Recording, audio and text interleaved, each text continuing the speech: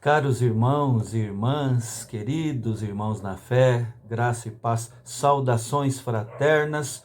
Vamos iniciar a nossa semana reconhecendo a nossa fragilidade e também o amparo constante do Senhor sobre as nossas vidas. Eu convido você a cantarmos juntos um hino do nosso Inário Novo Cântico, o hino 153, Amparo Divino.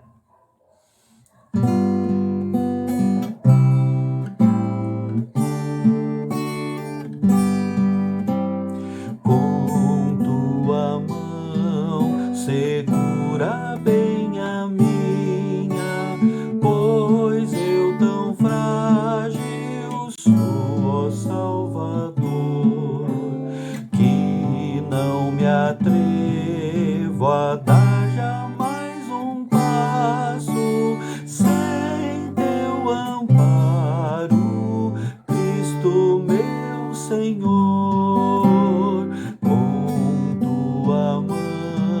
Segura bem a minha e meu caminho alegre seguirei, mesmo onde as sombras caem mais escuras, teu rosto vendo, nada temerei.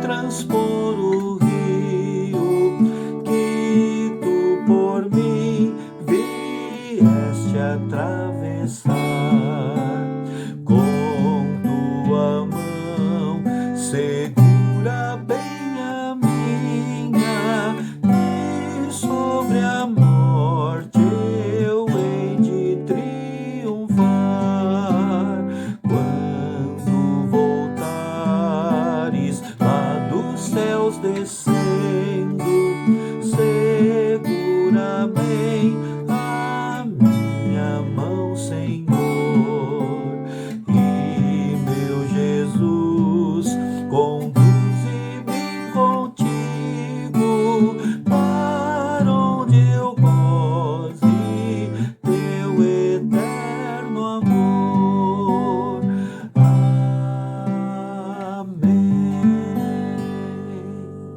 Amém, irmãos. Vamos abrir nossas Bíblias agora no Evangelho de Lucas, no capítulo 23.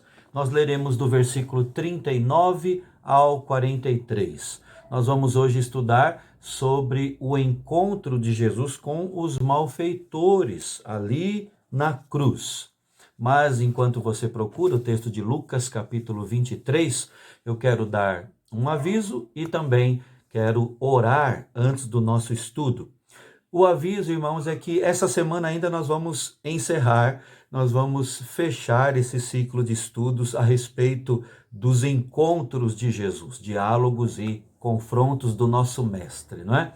E pretendemos iniciar ainda, ou já na próxima semana, na próxima segunda-feira, o estudo acerca dos tempos do fim, os últimos dias, segundo Jesus. Eu creio que nós já vivemos os últimos dos últimos dias. Portanto, eu peço que você já esteja em oração por isso, esteja se colocando assim na expectativa de aprender, assim como temos aprendido, não é? Mas de aprender a respeito dos tempos do fim, tá bom? Vamos orar, meu irmão, minha irmã, fecha os olhos. Querido Deus, nosso Pai, nós aqui estamos mais uma vez, iniciando mais uma semana na Tua presença. E somos, ó Deus, privilegiados, te louvamos por isso, por termos a Tua palavra, por podermos, ó Deus, ter acesso a esse veículo, ó Deus, para a propagação do Teu Evangelho e também por podermos estar reunidos, sim, de uma forma virtual, mas reunidos com os irmãos, agora conectados todos aqui no estudo da Tua palavra pelo YouTube. Nós pedimos a Tua bênção. O Senhor conhece os nossos corações. Sabe, ó Deus, o que há lá dentro. Conhece, ó Deus, as nossas necessidades mais profundas. Sabe do que precisamos. Sabe dos nossos anseios. Conhece também, ó Deus, os ídolos do nosso coração. Tem misericórdia de nós. e que ao estudarmos a tua palavra, sejamos confrontados por ela, nos vejamos nela e vejamos mais claramente o Senhor. É a nossa oração em nome de Jesus. Amém. Amém.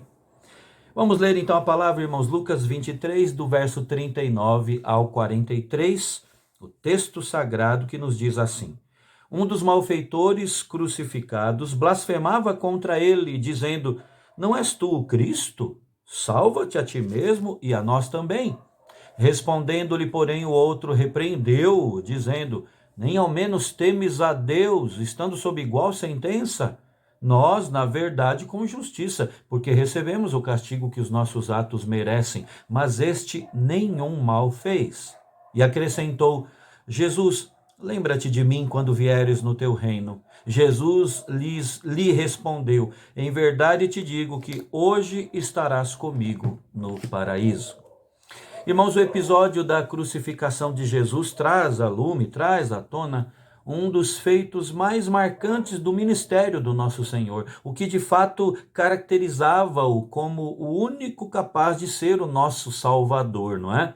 Nós vemos isso, por exemplo, estampado ali em João 17, quando Jesus se dirige ao Pai, naquela que é conhecida como a oração sacerdotal. Ela tem até esse nome porque Jesus, sabendo que estava para morrer, ele aproveita a última oportunidade de orar mais delongadamente por seus discípulos, por cada um de nós, por mim e por você, para que ele orou para que o Senhor os guardasse, nos guardasse, para que o Senhor nos livrasse do mal, não é? João capítulo 17. Essa abnegação de Jesus, irmãos, foi comprovada quando, já na cruz, ele teve a oportunidade de trazer uma palavra de salvação, de conforto para alguém que, aos olhos da sociedade da época, era alguém à margem da sociedade.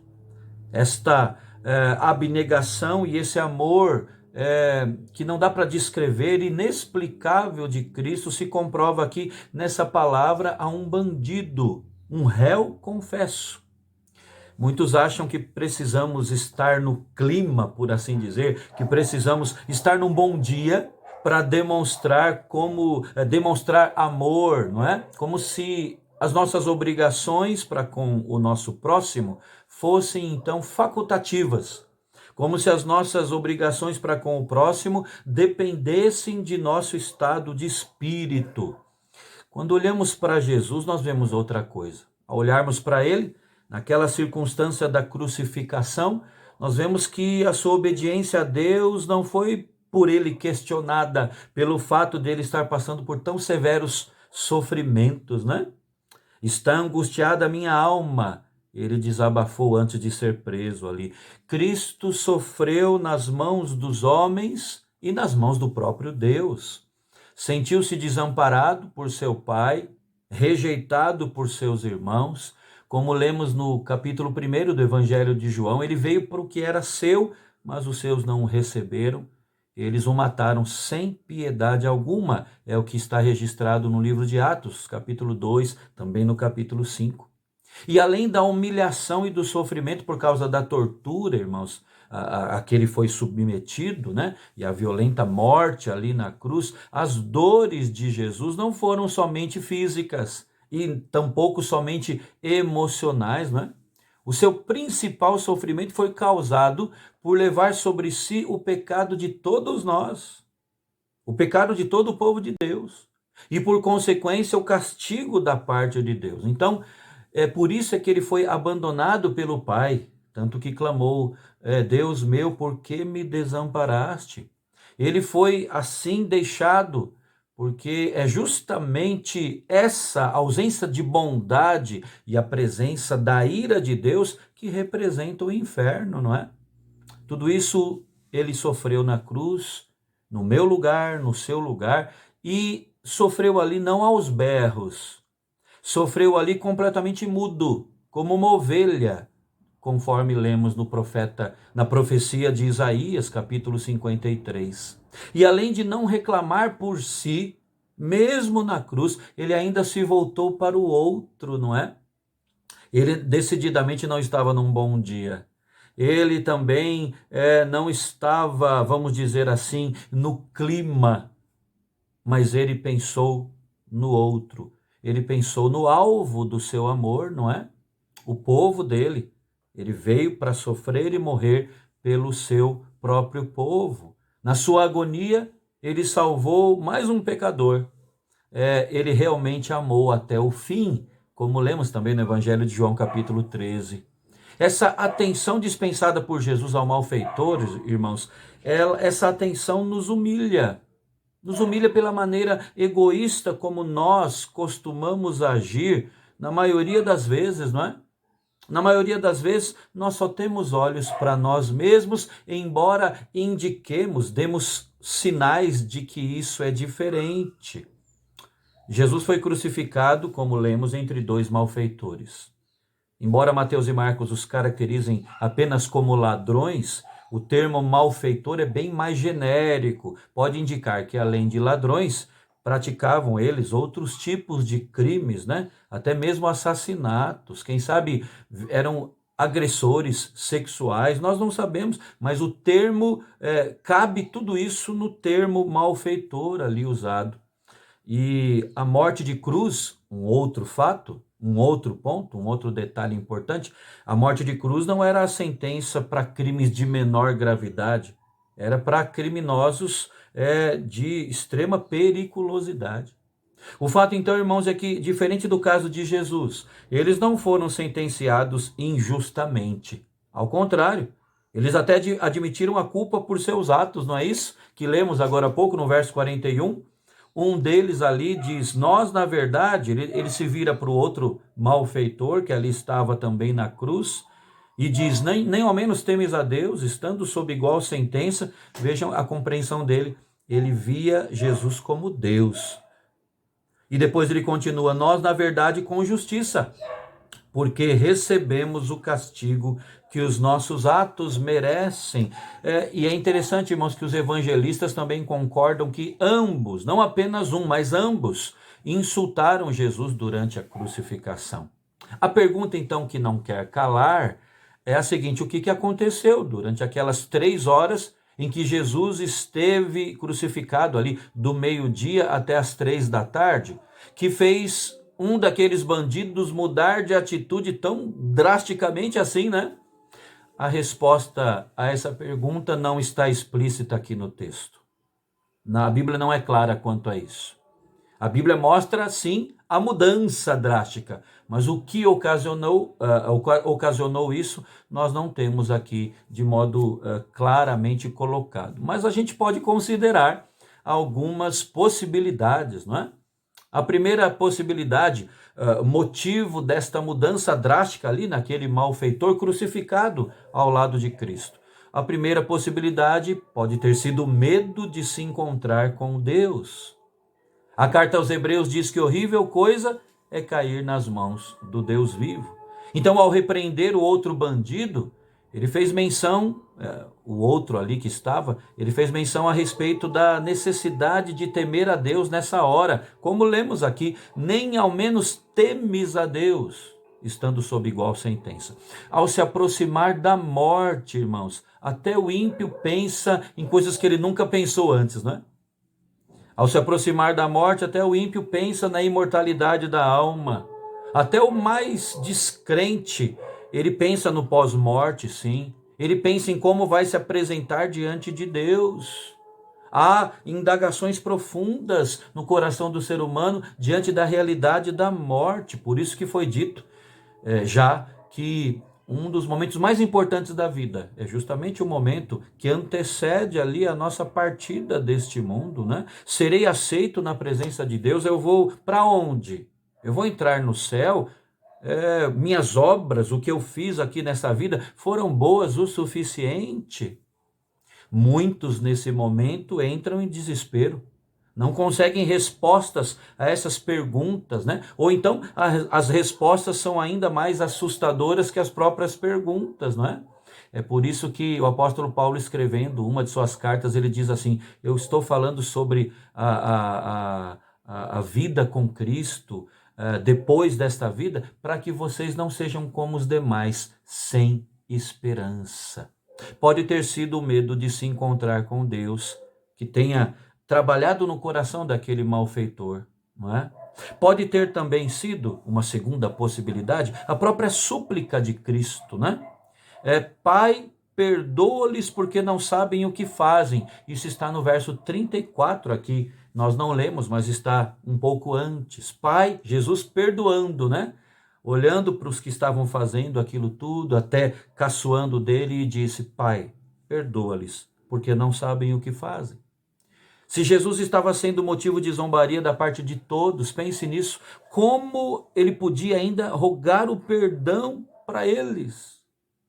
A reação de Jesus coloca em xeque toda a lógica humana pecaminosa, né? O que é que há diferente nele que faz com que ele não reaja como todos os seres humanos reagiriam naquela hora? Jesus é surpreendente aqui, tanto pelo seu poder quanto pela sua humildade e também pela sua misericórdia, não é? E quando um cristão se aproxima desse redentor, nós sabemos que esse cristão passa a imitá-lo e assim ele também se torna, através das suas ações e reações, surpreendente aos olhos da sociedade sem Deus, de forma semelhante. Alguém um dia já lhe perguntou qual a razão de você ser como é? Ih, pastor, ninguém me perguntou ainda. Então repense o seu estilo de vida. Repense se você tem caminhado como um discípulo de Cristo, como alguém que pisa nas pisadas do Senhor Jesus, não é? Alguém já ficou curioso, querendo saber qual o segredo da sua vida? Isso é esclarecedor. Mas uma terceira possibilidade, um motivo, quem sabe, que cooperou para a mudança drástica no coração daquele malfeitor crucificado ao lado de Cristo, é o próprio comportamento de Cristo. O comportamento de Jesus. Pense em como você se portaria se estivesse ali pregado em uma cruz, sabendo que em poucos instantes estaria morto. Qual seria a sua postura ali, a sua reação? Jesus agiu de maneira serena. Esse é um ponto. Mas Jesus também provou sua majestade, não somente com as palavras, mas com os seus atos, principalmente. Isso chama atenção para o nosso comportamento em meio às dores, não é, gente? É justamente nessa hora que os olhos dos descrentes estão voltados para nós, não é? Estão medindo do alto da cabeça até os pés as nossas reações. Como diz o provérbio, aquilo que você fala, ou melhor, o provérbio é assim: aquilo que você faz, fala tão alto que não consigo escutar o que você diz. E vou repetir até aqui, um provérbio que nos faz pensar, não é? O provérbio diz assim: aquilo que você faz, fala tão alto que não consigo escutar o que você diz. Se não formos sábios, irmãos, com a sabedoria de Deus em nós, toda a nossa pregação vai ser comprometida pelos nossos atos, que falam muito mais alto do que aquilo que falamos.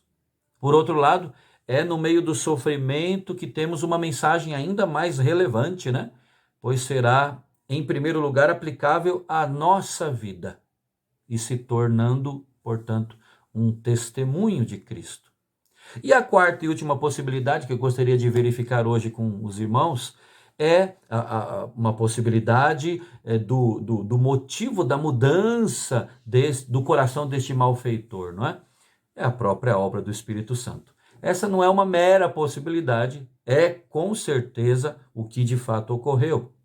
Porque os itens anteriores puderam ou não estar presentes ali, né? Agindo ou não, como fatores determinantes da conversão daquele homem.